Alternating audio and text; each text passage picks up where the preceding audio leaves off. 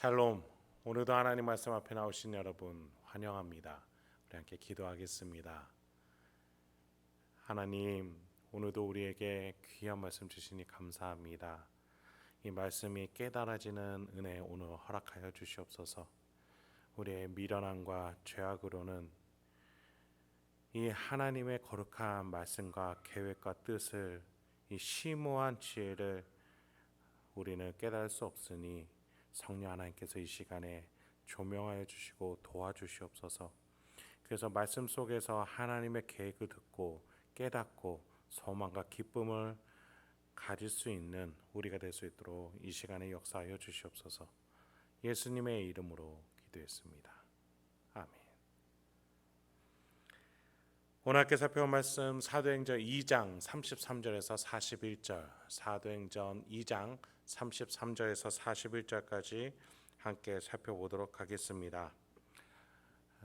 오늘도 성실하신 우리 아버지 하나님, 우리의 구원을 위해서 일하고 계시는 하나님 아버지를 찬양합니다.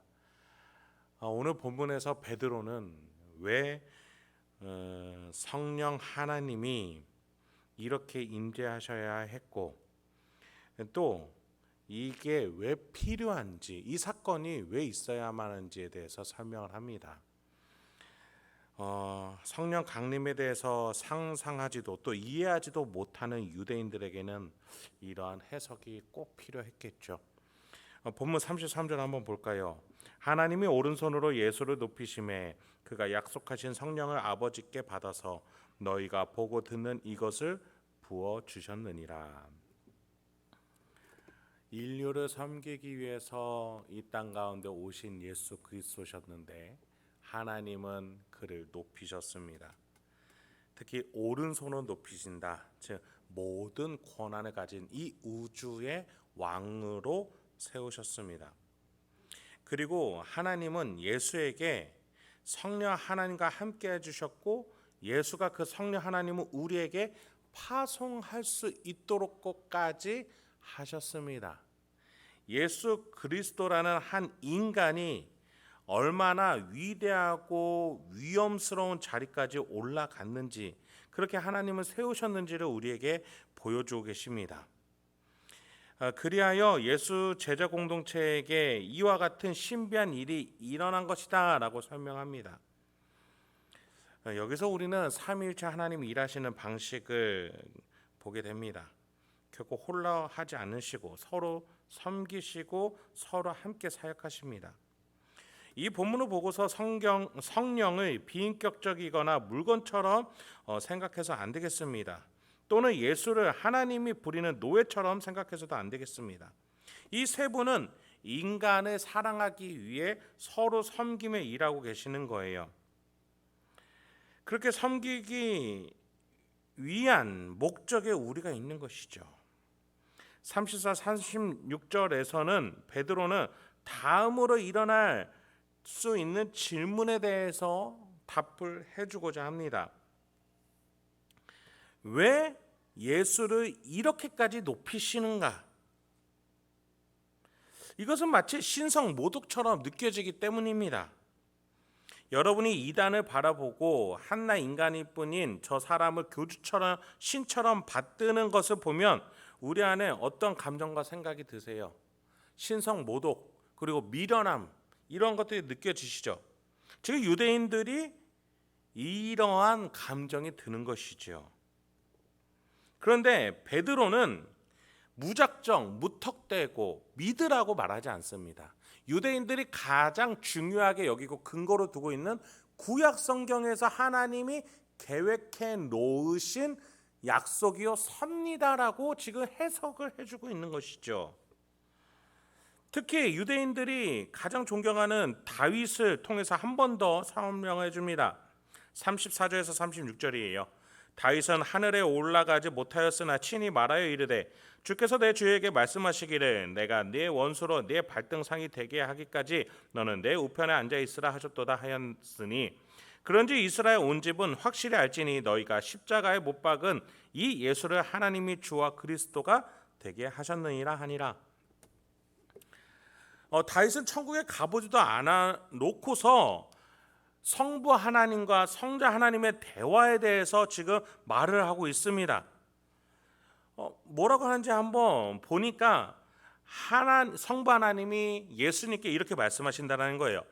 원수 사탄 마귀가 예수의 발 앞에 엎드러질 때까지 너는 오른편, 즉 성부 하나님의 권세를 위임받는 자리에 앉아 있으라 라고 지금 천국에서 성부 하나님과 성자 하나님 그렇게 대화한다라고 다윗이 말하고 있다는 거예요. 여러분, 가장 권위 있다라고 여기고 있는, 유대인들이 그렇게 생각하고 있는 다윗에게서 나온 이 예언과 약속을 통해서 지금 이 예수 그리스도와 성령 하나님의 강림에 대해서 해석하고 있는 것이죠. 즉 베드로는 지금 너희가 보라, 너희가 버린 돌로 하나님은 이 집의 기둥으로 삼으셨고 그 사람으로 말미암아 성령 하나님이 약속되어서 그 다음에 임하게 되셨고, 이 성자 하나님은 그동안 하나님 보좌 우편에서 앉아서 기다리고 계신다라고 지금 구약 성경에서 말하고 있지 않느냐. 이것이 바로 예수 그리스도와 지금 강림한 성령 하나님과 너무 상황이 맞아떨어지지 않느냐라고 말하고 있는 것이죠.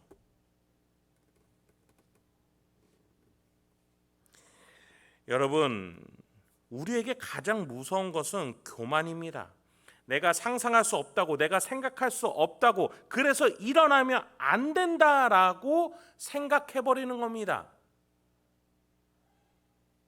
이것이 가장 악한 교만이라는 태도죠.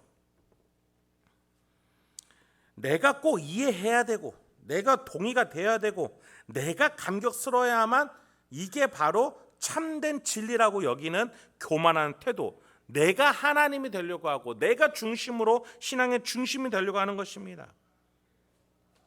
베드로는 그 틀을 깨고 위대하고 오묘하고 너무나도 지혜로운 이 하나님의 계획을, 구약 성경에 감춰져 있던 이 비밀이 이제 일어나고 있으니 이것을 똑바로 직면하라고 설명해주고 있는 것이죠.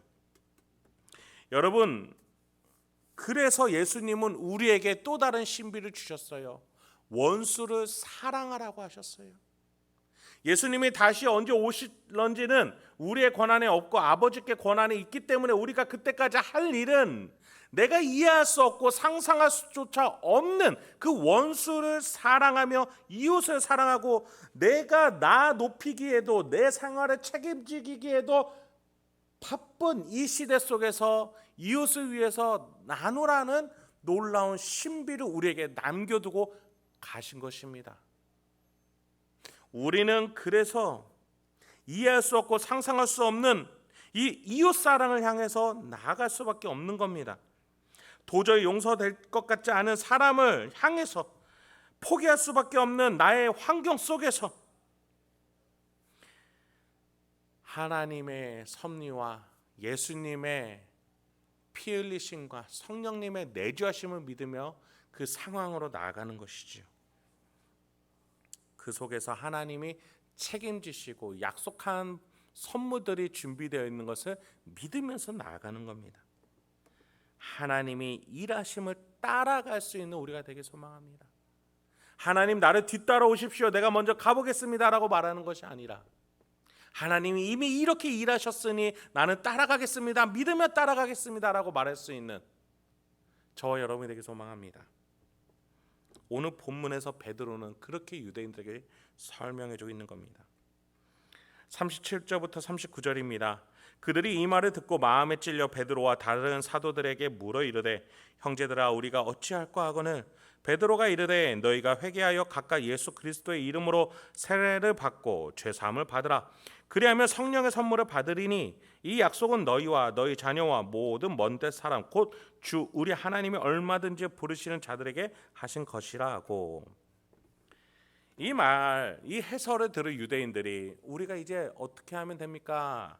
어찌할꼬? 라고 묻습니다. 베드로는 어떤 조건도 말하지 않습니다. 자기가 그랬던 것처럼 회개, 즉 하나님께 돌아오는 것, 나 중심의 신앙생활에서 하나님 중심의 하나님의 계획과 그 놀랍고 뛰어난 계획지의 섭리의 신앙으로 돌아가는 것이었습니다. 여러분, 여기에서 유념하시면서 봐야 될 것이 지금 이 말을 듣고 있는 유대인들이요, 그냥 신자들이 아니었습니다. 자신의 삶의 터전에서 이 율법을 지키기 위해서 그 일과들을 다 내려놓고 생업을 내려놓고 예루살렘으로 먼 여행길을 온 경건한 유대인들이었습니다. 하나님 말씀대로 살려고 노력했던 자들이었습니다. 그런 자들이 무엇을 회개해야 되는 겁니까? 나 중심의 신앙에서 하나님 중심으로 나아가겠다. 특히 성령 하나님이 강림한 새로운 시대가 도래했으니, 예수 그리스도가 하나님의 아들이라고 십자가에서 선포된 새 시대가 도래했으니 이 새 시대에 걸맞는 새로운 회개로 나아가겠다라는 그러한 의미에서의 베드로는 회개를 말해주고 있는 겁니다. 그리고 그 회개에서 드러난 복음을 받아들여서 세례를 받으라고 말합니다. 기독교인이 되라는 걸 말하는 게 아니에요. 예수의 희생, 또 성령의 내주하심을 믿으라는 것이었습니다. 죄가 씻겨졌기 때문에 이제 예수의 희생으로 죄가 씻겨졌으니 성령의 임재를 가지고 있음을 믿으라는 것이지요. 그렇게 하나님이 부르시는 자녀가 되라고 베드로는 말해주고 있는 겁니다. 회개 하나로 이렇게 어마어마한 영적 선물들이 주어지고 있다는 사실, 그것이 지금 우리에게도 주어지고 있다는 사실 잊지 마시기 바랍니다. 마지막 40절에서 41절입니다. 또 여러 말로 확증하며 권하여 이르되 너희가 이 패역한 세대에서 구원을 받으라 하나 그 말을 받으라 하니 그 말을 받은 사람들은 세례를 받음에 이날의 신도수가 3천이나 더하더라. 여러분, 우리가 믿는 하나님에 대해서 우리가 다시 한번 생각해 봤으면 좋겠습니다. 지금 오늘 본문이 설명해 주는 하나님은 나를 회개케 하시는 하나님, 죄를 씻어 주시는 하나님, 성령을 선물로 가득히 채워 주시는 하나님이십니다. 그런데 지금 내가 만약에 나 중심으로 내 기도에 응답해 줘야 되는 하나님, 내가 지금 직면한 문제를 가장 크기 때문에 이것을 해결해 줘야 신이 되는 그러한 신앙생활로 나가고 있다면, 이것은 내가 회개하여서 내가 새로운 시대에 걸맞는 하나님이 부르시는 올바른 신앙으로 나아가야 되는 기점이 있다는 사실 기억하시기 바랍니다. 하나님은 이미 지금 모든 것들을 완벽하게 이루셨고 우리에게 필요한 것들을 다 준비해 놓으셨다라고 본문은 말해주고 있습니다. 그래서 우리는 돌아가기만 하면 됩니다. 하나님의 자녀로, 하나님이 부르시는 그 자리로 나아가시기 바랍니다. 여러분에게 또 저에게 놀라운 하나님의 계획과 섭리, 앞으로 이미 이뤄놓으신 것들을 베드로가 설명해 주듯이 성령 하나님이 우리 안에서 설명해 주실 것입니다. 그 길로 나아가 정말 하나님과 함께 풍성한 삶을 누릴 수 있는 저와 여러분에게 소망합니다. 함께 기도하겠습니다.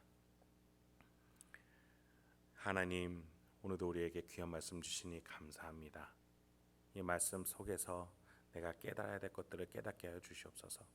그래서 오늘도 어떠한 삶의 태도와 방향으로 나가며 살아갈지에 대해서 깨달아지게 하여 주시고 그 속에서 그 방향을 향한 용기와 소망을 얻게 하여 주시옵소서. 그래서 오늘도 하나님의 자녀로서 명예롭게 살아갈 수 있도록 우리 성도님들과 저를 붙잡아 주시옵소서. 예수님의 이름으로 기도했습니다. 아멘.